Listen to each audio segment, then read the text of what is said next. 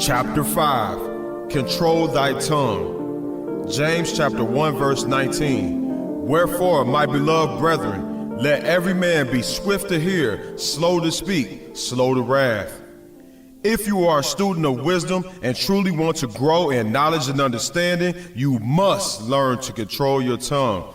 The tongue is a little member of the body, but can cause a world of problems.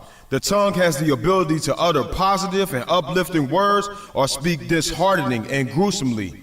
Therefore, we should exercise extreme caution before opening our mouths. In the above scripture reference, we are advised to be quick to listen and slow to speak. I heard a saying, God gave us 2 ears and 1 mouth, so we should listen twice as much as we speak. I believe there is a tremendous amount of validity to that statement.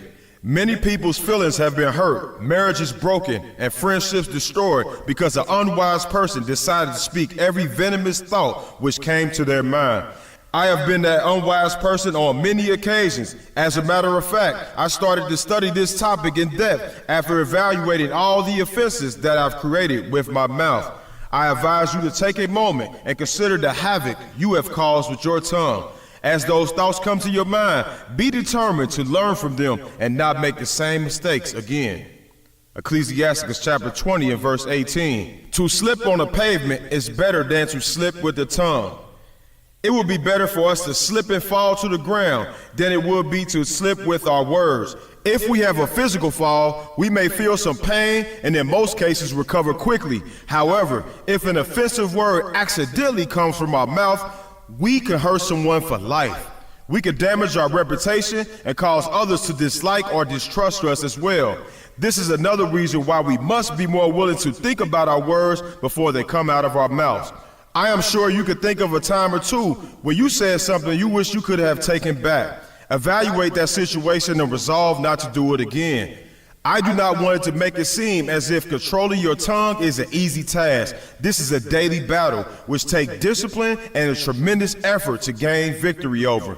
The good thing is that you can control your tongue. By studying the wisdom books and meditating on this book, you will have what it takes to make fewer mistakes as it relates to your tongue. A goal we should all have is to make sure we are offending less people. By exercising patience, we will think about the right words to say, and we will have fewer accidents with our tongue. Proverbs chapter 29, verse 11. A fool uttereth all his mind, but a wise man keepeth it in until afterwards.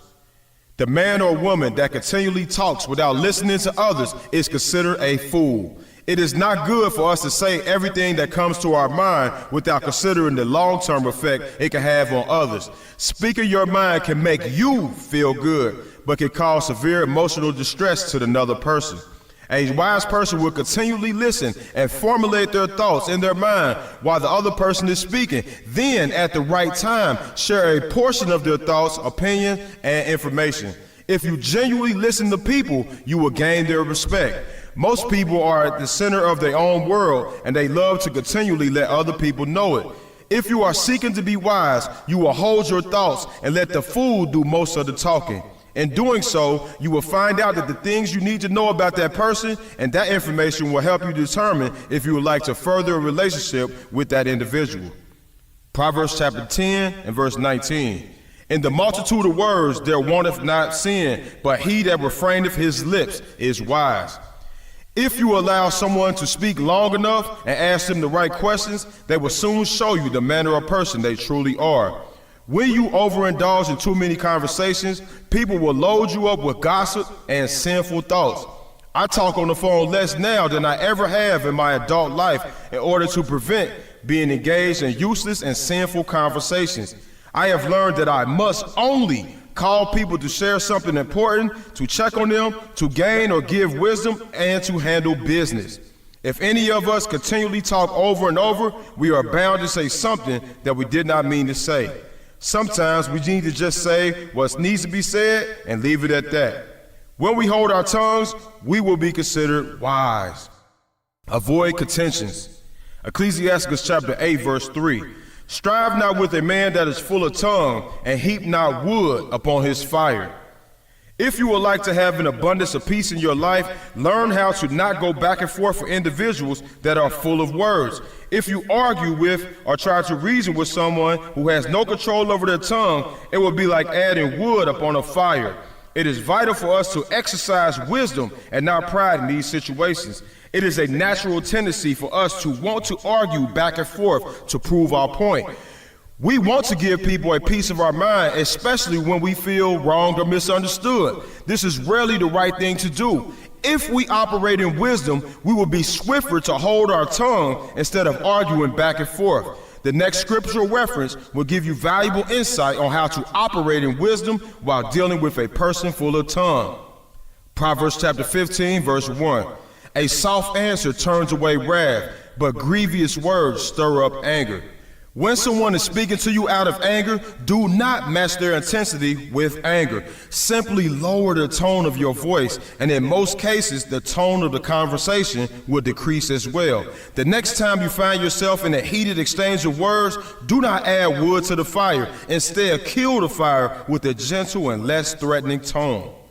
Proverbs chapter 15 and verse 2. The tongue of the wise useth knowledge aright, but the mouth of fools poureth out foolishness.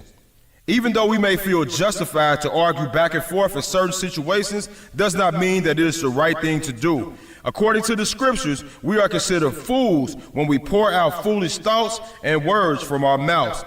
Be the wise person and use your knowledge for uprightness and productivity. It is not necessary to speak words that will not produce positive outcomes. Pay attention to the tone of your voice when communicating your thoughts and ideas. Make sure that you leave conversations with a tone that is acceptable and not offensive to others. Once a person is offended, it is hard to win them back. Proverbs chapter 18 and verse 19. A brother offended is harder to be won than a strong city, and their contentions are like the bars of a castle. Proverbs chapter 21 verse 23. Whoso keepeth his mouth and his tongue keepeth his soul from troubles. There are plenty of tumultuous situations that can be avoided if we learn to be quiet. If we aspire to become wise, it is essential to control our tongues. Numerous marriages have come to naught because one or both parties had an untamable tongue. Arguments that could have been resolved ended up in divorce court because someone could not guard their tongue. We do not have to tell everyone everything that comes to our mind. When we do, we show the world we are truly foolish and unlearned. Consider your words before you allow them to slip out of your mouth. Once they leave, they can never be brought back. Friendships, partnerships, and other relationships can be destroyed because an angry person did not take the time to gather their thoughts and spoke prematurely. Ecclesiastes chapter 1 and verse 29. Be not a hypocrite in the sight of men, and take good heed what thou speakest. It is a good practice to consider what to say before saying it. In some cases, we can be like hypocrites if we say one thing, but our actions are of another sort. People are always watching, and what we do speaks louder than what we say. Individuals who speak profusely may create pressure on themselves by making vows, promising things to others, and in return, creating an expectation to follow through with what was promised. Use wisdom and remain aware of what you say. Examine whether your words will make you trustworthy or cause you to sound hypocritical. Ecclesiastes chapter 27 verse 4. As when one sifteth with the sieve, the refuse remaineth, so the filth of a man is in his talk. After sifting a substance, what remains in a sieve is the polluted part. This is better known as filth. The more a person begins to utter their thoughts, eventually the filth will surface. In both Matthew 12 and 34 and Luke 6 and 45, we find out that out of the abundance of the heart, the mouth speaketh. In other words, the intents and thoughts of an individual can be identified by listening to what they say. As a keen listener observes and identifies an unwise speaker, respect can deteriorate. It could take years to gain respect and only seconds to lose it. Ecclesiastes chapter 5 and verse 13.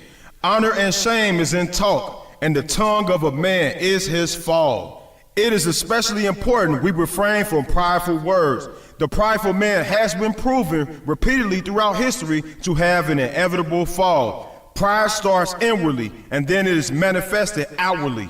It starts in our minds and expresses itself through the tongue. When your words manifest into unfavorable situations that affect others negatively, shame is imminent. On the other hand, if we control our tongue and speak at the right moments, we will be honored for showcasing temperance and wisdom. Ecclesiasticus chapter 32, verse 12.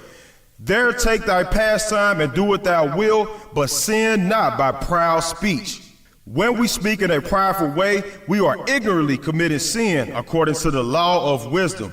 If you catch yourself speaking in a prideful way, ask for forgiveness and strive to do better. Ecclesiasticus chapter 11, verse 8. Answer not before thou hast heard the cause, neither interrupt men in the midst of their talk. Do not interrupt anyone while they are speaking. A golden rule when it comes to taming your tongue is to abstain from interrupting a person while they are speaking. This can result in inadequate communication, which can cause that person to refuse to share information with you again. In addition, it is rude and disdainful to hinder people in the midst of their speech.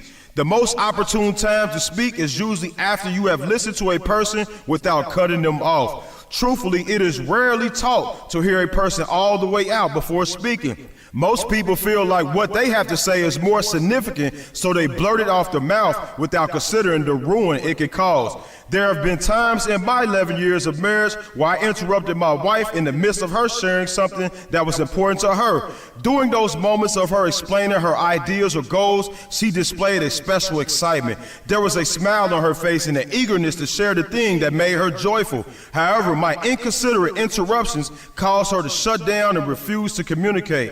The initial excitement and zeal had been lost and could not be salvaged.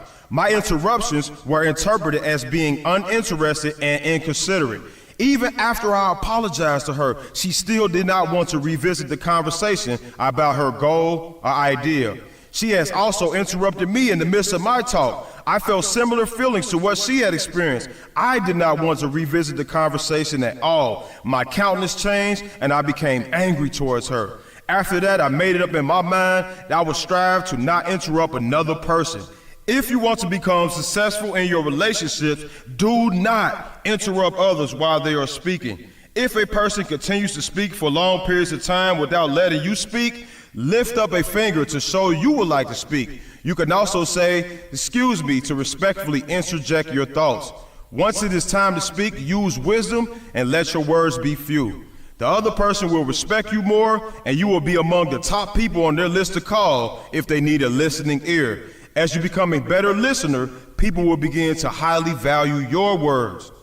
Ecclesiasticus chapter 9, verse 18. A man of an ill tongue is dangerous in the city, and he that is rash in his talk shall be hated. A person that is rash with their words is one that refuses to consider the consequences of their actions. This is someone who should be avoided as much as possible. Be careful if you decide to engage in a conversation with this type of person. A person that is rash in his talk will soon be hated, and for good reason. Try not to speak of another person. Ecclesiasticus chapter 19 and verse 8. Whether it be friend or foe, talk not of other men's lives, and if thou canst without offense, reveal them not. There is a common phrase that says, if you do not have something good to say about a person, do not say anything at all. This sounds incredibly positive, but still falls short compared to the previous scriptural reference. It is better for us not to mention a person at all. This limits the chances of us saying something untrue or that will damage the person's character. Even while speaking positively about a person, you can accidentally say something negative. It is best to let the other person bring up that person, and then you can decide if you want to further the conversation. There are some situations where it may be necessary to bring up a person's name in their absence. It could be that the three of you are involved with a particular group or community, and you may need to make reference to that other person in order to examine their contribution to the group. There may be also other reasons to make mention of a person while they are not present, but the safest way to keep your name clean is not to bring up their name at all. Bringing up someone while they are not present can make you look like a gossiper, a coward, or a backbiter. Ultimately, it gives the appearance that you are untrustworthy. Use wisdom and try to refrain from talking about a person while they are not in front of you. Do not be a whisperer. Ecclesiasticus chapter 5 and verse 14. Be not called a whisperer, and lie not in wait with thy tongue, for a foul shame is upon a thief, and an evil condemnation upon the double tongue. Another title for a whisperer is a discord sower. In Proverbs chapter 6, it alludes to the 7 things that the Most High hates. Among those 7 is one called the discord sower. The discord sower is one that creates problems between two people that are at peace. This is the individual which is responsible for starting commotions and quarrels in groups. They cannot be trusted. If someone would tell you secrets about another person, they would tell your secrets as well. Be sure to share your secrets with individuals that have proven to be trustworthy. And evil condemnation is the reward for the one that goes about as a whisperer. Ecclesiasticus chapter 27 verse 16. Whoso discovers secrets loseth his credit, and shall never find friend to his mind. If you share other people's secrets, you will eventually lose credibility. You will be looked at as one that cannot be trusted. Eventually, you will lack true friendship and find yourself surrounded by those that take pleasure in gossip. Ecclesiasticus chapter 21 verse 25. The lips of talkers will be telling such things as pertain not unto them, but the words of such as have understanding are weighed in the balance. Weigh your words in the balance. Use your tongue to speak wholesome words when you decide to speak. Think about what you are going to say and how much you need to say. Do not use your tongue to talk about matters that do not pertain to you. Ecclesiasticus chapter 19 verse 6. He that can rule his tongue shall live without strife, and he that hateth babbling shall have less evil. If you are able to rule your tongue, you will have a more tranquil life. Ruling your tongue is not a skill you learn overnight. It takes practice. At the end of each day, when we retire at night, we shall evaluate how we use our tongues throughout the day. This is how we learn to become efficient at taming one of the most deadly weapons in our body.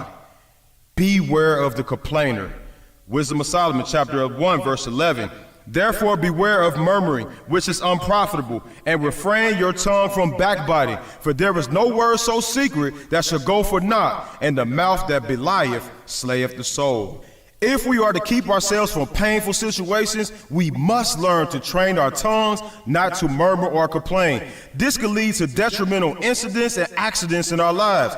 In the book of Numbers, Miriam and Aaron spoke against Moses for marrying an Ethiopian woman. As a result, Miriam was punished and turned into a leper. Put forth effort to avoid backbiting, and this will help keep the Almighty's wrath away from you. Proverbs chapter 17, verse 27 and verse 28. He that hath knowledge spareth his words, and a man of understanding is of an excellent spirit.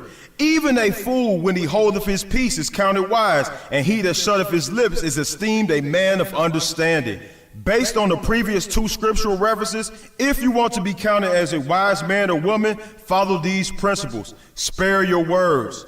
Do not be the one who has to dominate every conversation. Listen carefully to what is being said to you and respond with wisdom.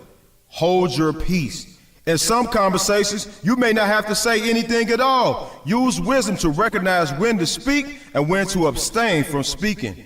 If you can hold your peace and spare your words, you will be among the small percentage of wise people on the earth. Even a fool is considered wise when he holds his tongue. If you are a person that is truly seeking to be wise, learn to hold your peace. Think and respond with a few words. If you need assistance as it relates to the tongue, pray to the Almighty and He will give it to you. We all fall short when it comes to talking over people, sowing discord, being a whisperer, and other violations of the tongue. If you work on your tongue daily, you will become more suitable, you will offend fewer people, and have fewer problems. Here are some positives and negatives regarding the tongue. Benefits of controlling your tongue. You are considered wise if you can hold your tongue, according to Ecclesiasticus 20 and verse 1. You show that you have an excellent spirit. This will draw more people to you, according to Proverbs chapter 17, verse 27. You will have less strife and evil, according to Ecclesiasticus 19 and verse 6. You will offend less people. Consequences for not controlling your tongue. You will be viewed as a hypocrite. Ecclesiasticus chapter 1 and verse 29. It will bring shame unto you. Ecclesiasticus 5 verse 13 and 14. It causes problems between people that are at peace. Proverbs chapter 6 verse 19. The person sharing secrets loses credibility. Ecclesiasticus chapter 27 verse 16. The talker becomes hated. Ecclesiasticus chapter 20 verse 5 through 8. It leads the person to destruction. Proverbs chapter 18 verse 7. It leads to sin. Proverbs chapter 10 verse 19. It leads to pride. Ecclesiasticus chapter 32 verse 12. Guard your tongue and you will indeed guard your life.